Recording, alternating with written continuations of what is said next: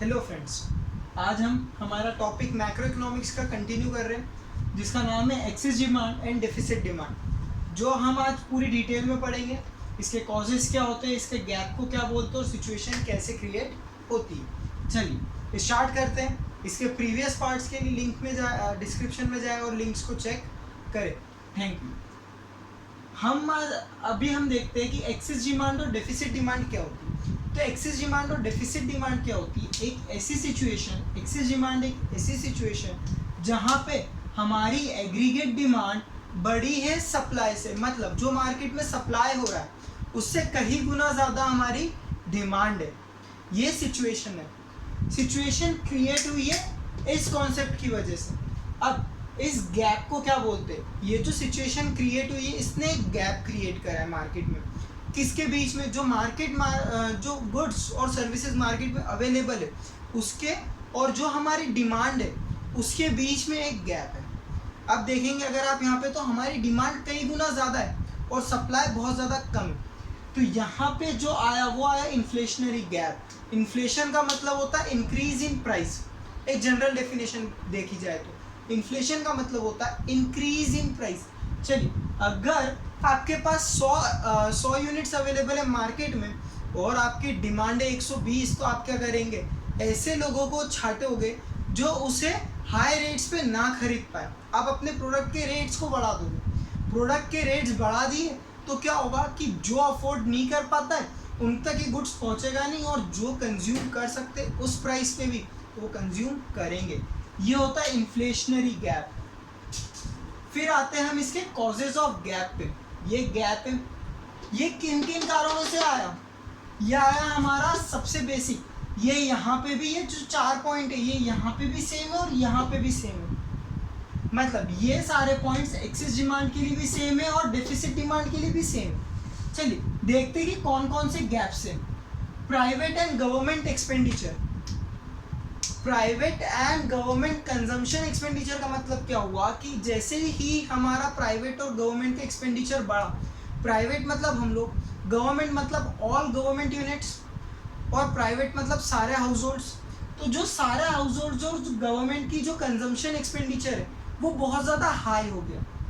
लोगों के पास डिमांड इतनी है कि वो कंज्यूम करना चाहते चीज़ों को, लेकिन मार्केट में सिचुएशन कुछ और है। यहाँ पे सप्लाई गुड्स का हो ही नहीं पा रहा है। चलिए फिर देखते हैं, अगर प्राइवेट और गवर्नमेंट एक्सपेंडिचर बढ़ जाता है, मतलब ये क्या हुआ यहाँ पे? ये हुआ इंक्रीज, ये हुआ यहाँ पे इंक्रीज, ये हुआ इंक्रीज। अब उसी तरह इन्वेस्टमेंट एक्सपेंडिचर्स। इन्वेस्टमेंट एक्सपेंडिचर का मतलब ये हुआ कि अब हम शेयर मार्केट्स में इन्वेस्ट करना चाहते हैं, या कोई मशीनरी में इन्वेस्ट करना चाहते हैं, या कैपिटल असेट्स में इन्वेस्ट करना चाहते हैं। जब भी हम ऐसा कुछ करेंगे तो जैसे ही हमने हमारा इन्वेस्टमेंट इंक्रीज करा, देखिए फर्स्ट पॉइंट क्या हुआ? इंक्रीज। सेकेंड पॉइंट भी क्या हुआ? इंक्रीज। फिर आया फॉरेन ट्रेड। फॉरेन ट्रेड का मतलब क्या हुआ? फॉरेन ट्रेड का मतलब हुआ इंपोर्ट्स एंड एक्सपोर्ट्स। अब इससे क्या होता है? इस सिचुएशन में क्या होगा कि हमारा जो एक्सपोर्ट है वो बढ़ चुका है, एक्सपोर्ट जो है वो बढ़ चुका है, और जो इंपोर्ट है वो कम हो चुका है। अब देखिए, अब आप बोलेंगे सर इंपोर्ट तो डिमांड है, इंपोर्ट तो डिमांड है, लेकिन आप ये देखिए कि एक्सपोर्ट फॉरेन कंट्रीज में जाने वाली डिमांड है, फॉरेन कंट्रीज की डिमांड है। यहाँ पे जो हमारी कंट्री के अंदर डिमांड आ रही है वो ज़्यादा है। चलिए, इन्फ्लेशन गैप है, पूरा करने के लिए इंपोर्ट तो करना ही पड़ेगा, जनरल है, क्योंकि हमारी कंट्री में डिमांड ज़्यादा है। तो आप ये देखिए कि हमारी कंट्री के साथ साथ फॉरेन कंट्रीज में भी हमारे गुड्स की डिमांड है, तो जिसके कारण बढ़ता है एक्सपोर्ट और कम होता है इंपोर्ट। चलिए, एक्सपोर्ट एंड इंपोर्ट्स।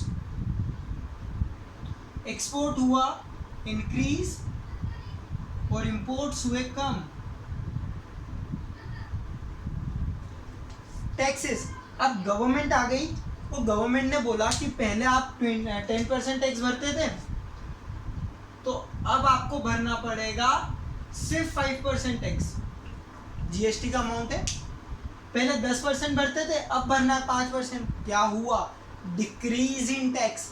जैसे ही हमने टैक्स की बात करी क्या होगा, अब समझिए जीएसटी, अगर किसी एक पर्टिकुलर गुड्स पे जीएसटी का अमाउंट ज़्यादा है तो हम उसे कम कंज्यूम करेंगे, लेकिन जैसे ही उस पर टैक्स लाइबिलिटीज कम होगी तो वैसे ही हमारी डिमांड उस पर्टिकुलर प्रोडक्ट के लिए इंक्रीज हो जाएगी। तो गवर्नमेंट टैक्सेस भी एक इम्पॉर्टेंट रोल निभाते हैं। चलिए यहाँ पे हम इसे लिखते हैं डिक्रीज।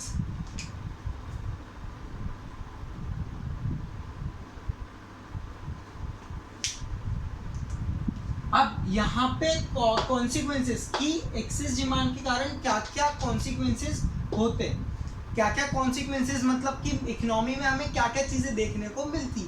तो हमें इकोनॉमी में एक तो राइज इन प्राइस देखने को मिलता है कि प्राइस बहुत ज़्यादा तेज़ी से बढ़ रहे। फिर हमें ये देखने को मिलता है कि जो वेजेस है वो बहुत ज़्यादा महंगी हो चुकी है, लेबर बहुत ज़्यादा महंगी हो चुकी है। एक्सेस डिमांड वाली सिचुएशन आती है आज की कंट्री में यूएसए के लिए। उनके पास इतनी डिमांड है, इतना काम है, इतनी डिमांड है कि वो हर बार एम्प्लॉयमेंट जनरेट करते, बाहर से भी लोगों को बुलाते। अगर कोई व्यक्ति आईटी सेक्टर में इंडिया में अगर एक पर्टिकुलर जॉब पे काम कर रहा है, मतलब 1 लाख रुपए पे काम कर रहा है, तो उसे वहीं पे फॉरेन कंट्री में जाके 4 लाख रुपए मिल जाएंगे, मतलब 4 टाइम्स। तो ऐसा क्यों? क्योंकि वहाँ पे काम करने वालों की ज़रूरत है, वो अपनी डिमांड को पूरा नहीं कर पा रहे, जिसके कारण उन्हें एक्स्ट्रा यूनिट्स लगानी पड़ रही, और वो एक्स्ट्रा यूनिट्स के कारण क्या कर पा रहे, एक्स्ट्रा एम्प्लॉयमेंट जनरेट कर पा रहे। तो यहाँ पे फुल एम्प्लॉयमेंट वाली सिचुएशन तो हो चुकी है पार, और अब यहाँ पे आ रहा है एक्सेस एम्प्लॉयमेंट, जो बाहर के लोग आके यहाँ पे कंप्लीट कर रहे हैं। अब हम आते हैं डेफिसिट डिमांड पे। डेफिसिट डिमांड एक ऐसी सिचुएशन है जहाँ पे AD is smaller than AS, मतलब जो हमारी मार्केट में अवेलेबल गुड्स एंड सर्विसेज है वो ज़्यादा है हमारी डिमांडेड से। डिमांड कर रहे हैं हम 80 यूनिट्स की और मार्केट में सप्लाई है 100 यूनिट्स की। इससे क्या होगा, 20 यूनिट्स आज भी सप्लायर के पास एक्स्ट्रा है। जब सप्लायर के पास एक्स्ट्रा यूनिट्स है तो क्या करेगा, उसे बेचने के लिए प्राइस कम करेगा। कॉन्सिक्वेंसेस, प्राइस कम होगा। अब हम देखें तो इस गैप को क्या बोलते हैं, डिफ्लेशनरी गैप। Deflationary gap.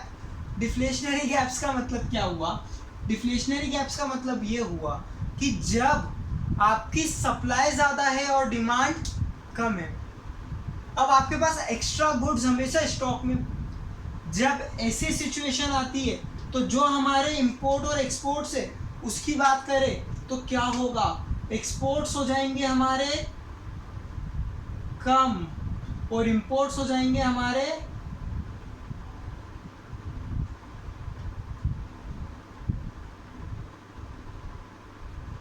ज़्यादा। इंपोर्ट्स बढ़ जाएंगे, एक्सपोर्ट्स कम हो जाएंगे।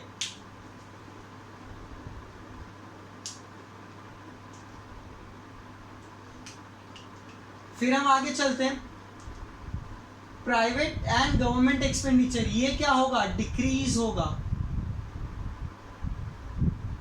डेफिसिट डिमांड में क्या होगा, ये डिक्रीज होगा। फिर इन्वेस्टमेंट्स डिक्रीज होंगे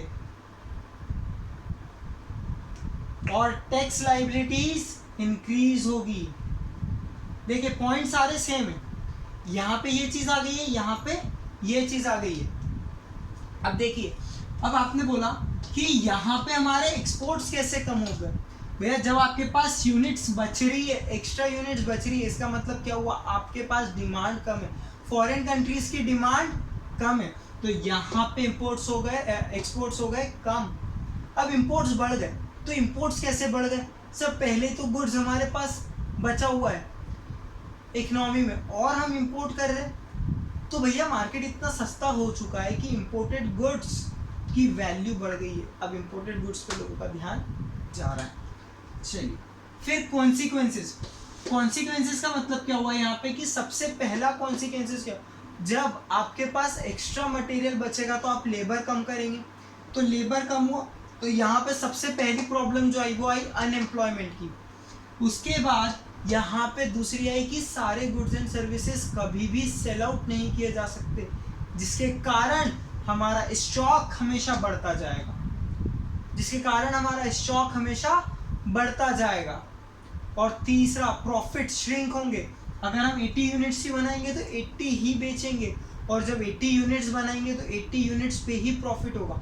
जब हम 100 बना रहे थे जब 100 यूनिट्स का प्रॉफिट हो रहा था। आज हमारा फिक्स कैपिटल जो फिक्स एक्सपेंडिचर है वो इंक्रीज हो रहा है।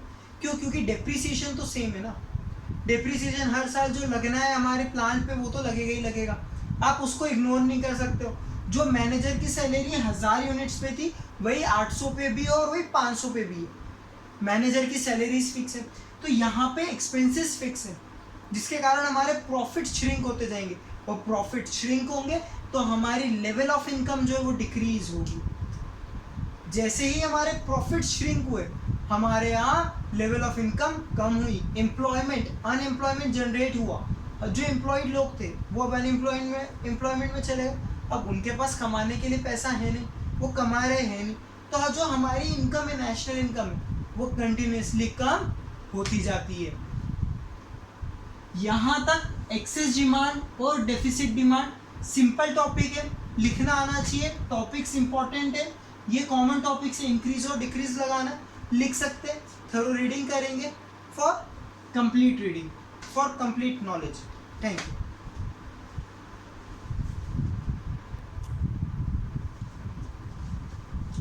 चलिए, तो अब हम देखते हैं measures of excess demand and deficit demand, कि हम एक्सेस डिमांड और डेफिसिट डिमांड को कंट्रोल करने के लिए क्या क्या कर सकते हैं। तो चलिए, गवर्नमेंट अपने बेसिस पे क्या कर रही है, मतलब बजटरी पॉलिसीज और फिस्कल पॉलिसीज, और आरबीआई अपने लेवल पे क्या कर रहा है, मतलब जो फिस्कल पॉलिसी होती है वो बनाती है हमारी गवर्नमेंट्स, और ये जो होती है गवर्नमेंट्स मतलब सेंट्रल गवर्नमेंट और स्टेट गवर्नमेंट, लेकिन जो मॉनेटरी पॉलिसी होती है वो सिर्फ और सिर्फ आरबीआई बनाता है, मतलब central bank of India, the reserve bank of India. ठीक है, चलिए, फिस्कल पॉलिसी क्या होती है, हमारे रेवेन्यू और expenditure policy to achieve growth and stability. देखिए, कोई सी भी इकोनॉमी ग्रोथ और स्टेबिलिटी पे मौजूद नहीं होती, लेकिन हम उसे अचीव करना चाहते हैं, तो हमारी जितनी भी पॉलिसीज होती है वो सब to achieve growth and stability. General components, अब फिस्कल पॉलिसी के कौन कौन से कंपोनेंट्स, या मैं बोलूँ कि फिस्कल पॉलिसी किन किन बेसिस पे बनाई जाती। गवर्नमेंट एक्सपेंडिचर, अब देखिए, अगर एक्सेस डिमांड है तो एक्सेस डिमांड है मतलब डिमांड को हमें कम करना है। जब साफ सुथरी बात हम डिमांड की कर रहे हैं तो चेंज भी किसे करेंगे, डिमांड को करेंगे। तो चलिए, गवर्नमेंट एक्सपेंडिचर जब एक्सेस डिमांड है, तो अब एक्सेस डिमांड है तो गवर्नमेंट को अपने एक्सपेंडिचर कम करने की जरूरत है, तो डिक्रीज इन एक्सपेंडिचर। ठीक है, फिर अब जो पॉलिसी आएगी वो क्या बोलेगी कि जितने भी गवर्नमेंट के एक्सपेंसेस है, गवर्नमेंट ने सारे एक्सपेंसेस अपने क्या कर दिए, कम कर दिए, किससे, जो पहले थे उससे, ताकि एक्सेस डिमांड की जो सिचुएशन है वो सेट ऑफ हो सके। फिर उसी तरह अगर डेफिसिट डिमांड है तो डिमांड कम है, अब गवर्नमेंट क्या करेगी, अपनी डिमांड को इंक्रीज करेगी। अब जैसे ही गवर्नमेंट ने अपनी डिमांड इंक्रीज करी, मार्केट में स्टेबिलिटी आ गई। फिर टैक्सेस, अब देखिए टैक्सेस, जैसे कि हम सब जानते हैं कि टैक्स के कारण हमारी एक्सेस डिमांड और डेफिसिट डिमांड पे क्या फ़र्क पड़ता है। अगर हमारा टैक्स रेट कम हो जाए, अगर हमारे टैक्स रेट्स कम हो जाए तो हमारे पास आती है एक्सेस डिमांड, और टैक्स रेट्स अगर बढ़ जाए तो हो जाती है डेफिसिट डिमांड। बस और क्या करेंगे, अगर एक्सेस डिमांड है, डिमांड कम करने के लिए क्या करो, टैक्स बढ़ा दो, और डिमांड अगर कम है तो डिमांड बढ़ाने के लिए टैक्स कम कर दो, सीधी सी बात है। पब्लिक बोरोइंग्स, बेटा पब्लिक बोरोइंग्स मतलब क्या भाई मेरे, पब्लिक बोरोइंग्स मतलब ऐसी बोरोइंग्स जो गवर्नमेंट ने ली है, ऐसी बोरोइंग्स जो गवर्नमेंट ने ली है। और जब हम गवर्नमेंट बोरोइंग्स की बात करेंगे तो अब देखिए यहाँ पे अगर मैं डेफिसिट डिमांड की बात करूँ तो गवर्नमेंट क्या चाहती है कि मार्केट में लिक्विडिटी बढ़ा दो, तो वो क्या करेगी, पब्लिक बोरोइंग्स कम कर देगी, मतलब पब्लिक को पैसा दे देगी। अब पब्लिक के पास पैसा है, लिक्विडिटी है, तो डिमांड फिर इंक्रीज कर लेंगे। जैसे ही डिमांड इंक्रीज हुई तो हमारी डेफिसिट डिमांड की सिचुएशन कम हो गई, सेट ऑफ हो गई। उसी तरह एक्सेस डिमांड, जब हम एक्सेस डिमांड की बात करेंगे तो एक्सेस डिमांड में क्या होगा, एक्सेस डिमांड में जैसे ही गवर्नमेंट ने देखा कि अब डिमांड एक्सेस हो गई है, वो पब्लिक बोरिंग्स बढ़ा देंगे। पब्लिक बोरिंग्स जैसे ही इंक्रीज हुए, लोगों के पास लिक्विडिटी कम हो गई। अब लिक्विडिटी कम हो गई, कैश कम हो गया, तो इससे क्या होगा, लोगों के पास अब लिक्विड तो है नहीं, तो डिमांड ऑटोमेटिकली कम हो जाएगी।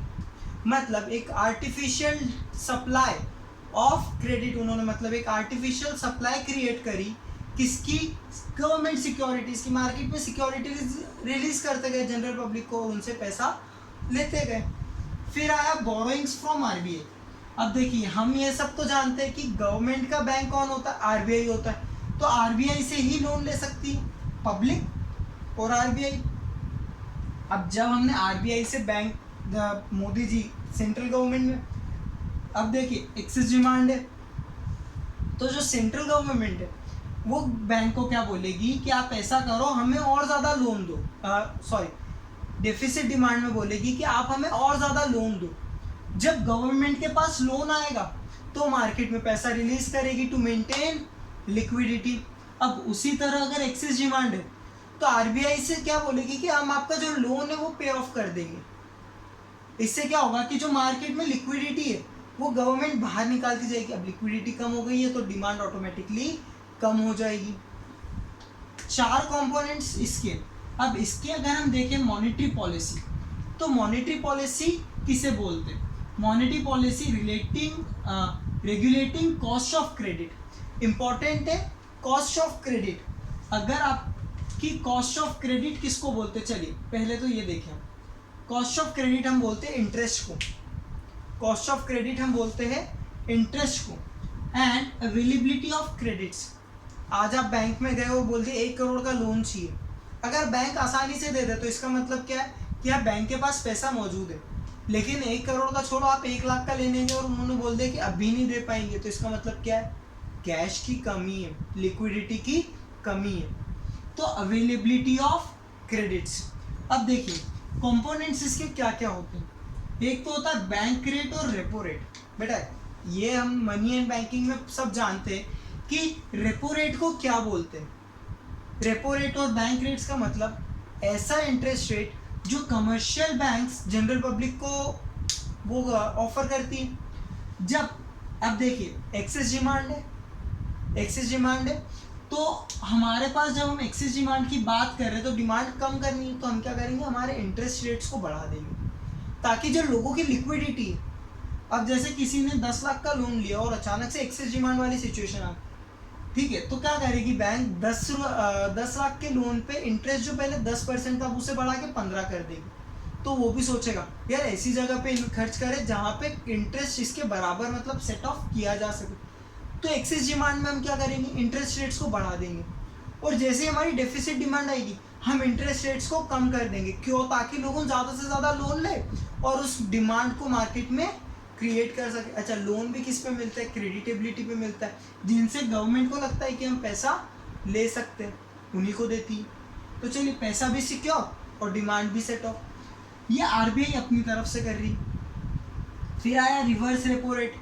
ये कौन सा रेपो रेट होता है, जो आरबीआई कमर्शियल बैंक्स को ऑफर करती है। तो सेम इंक्रीज कब, एक्सेस डिमांड में, डिक्रीज कब, डेफिसिट डिमांड में, मतलब डिफ्लेशन में डिक्रीज, इन्फ्लेशन में इंक्रीज। फिर हम आए open market operations. Open market operations का मतलब गवर्नमेंट का, आरबीआई क्या करती है, कुछ ऐसे ओपन मार्केट ऑपरेशन चलाती है जिससे कि मार्केट में जो गवर्नमेंट सिक्योरिटीज है वो उसे खरीदती जाती है। अगर आप डेफिसिट डिमांड या डिफ्लेशन में, तो आरबीआई क्या करेगी, आपकी सिक्योरिटीज जो है आपसे खरीदेगी, पब्लिक से खरीदेगी। अब पब्लिक के पास चला गया कैश, लिक्विडिटी बढ़ गई, तो जो डिमांड कम पड़ रही है वो इंक्रीज हो जाएगी। इसी तरह एक्सेस डिमांड मतलब इन्फ्लेशन के टाइम पे क्या करेंगे, आरबीआई जो है वो ओपन मार्केट में जाएगी और बोलेगी पब्लिक से कि आपके पास पैसा है ना, तो आप हमारी सिक्योरिटीज में इन्वेस्ट करें। अब सिक्योरिटीज उन्हें बेचेगी तो उनका पैसा आरबीआई के पास आ गया, लिक्विडिटी कम तो डिमांड कम।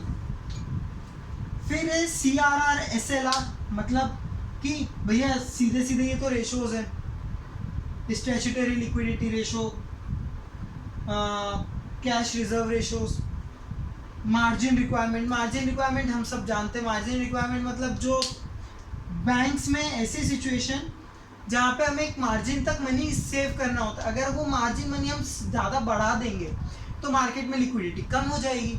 मार्केट में लिक्विडिटी कम हो गई मतलब एक्सेस डिमांड वाली सिचुएशन हैंडल। और अगर मार्केट इसको मार्जिन को कम कर दिया तो मार्केट में क्रेडिटेबिलिटी ज़्यादा, तो डेफिसिट डिमांड कंट्रोल में। फिर क्रेडिट रेशनोइंग मतलब आप सीधी सी बात है ऐसे व्यक्ति को लोन दीजिए जो आपके पास ज़्यादा आसानी से पे ऑफ कर सके। अब ज़्यादा आसानी से किसी ने अगर किसी की क्रेडिटेबिलिटी बहुत ही ज़्यादा अच्छी है तो क्या होगा, उसे लोन मिल जाएगा और वो एक्सेस डिमांड को डेफिसिट डिमांड को पूरा कर देगा। अच्छा, आप गए अच्छे व्यक्ति के पास जिसको हमने लोन लिया था, उससे बोला कि ला भैया तू पैसे दे दे हमको, तो उसने पैसे चुका दिए, उसका लोन कम हो गया, तो मार्केट में से क्या हुआ, लिक्विडिटी कम हो गई। लिक्विडिटी कम हो गई तो जो हमारी एक्सेस डिमांड वाली सिचुएशन थी वो कंट्रोल में आ गई। ये चैप्टर्स में पॉलिसीज इंपॉर्टेंट है, ये पॉलिसीज इंपॉर्टेंट है, क्वेश्चंस बनते हैं, रीड करेंगे तो समझ में आएगा। सिंपल लैंग्वेज है, इंपॉर्टेंट वर्ड्स का ध्यान रखें। ये इसी के साथ हम हमारा एक्सेस डिमांड, हम हमारा एग्रीगेट डिमांड एंड सप्लाई का पूरा पार्ट यहाँ पे ख़त्म करते हैं और अब हम हमारा नेक्स्ट चैप्टर स्टार्ट करेंगे। Thank you.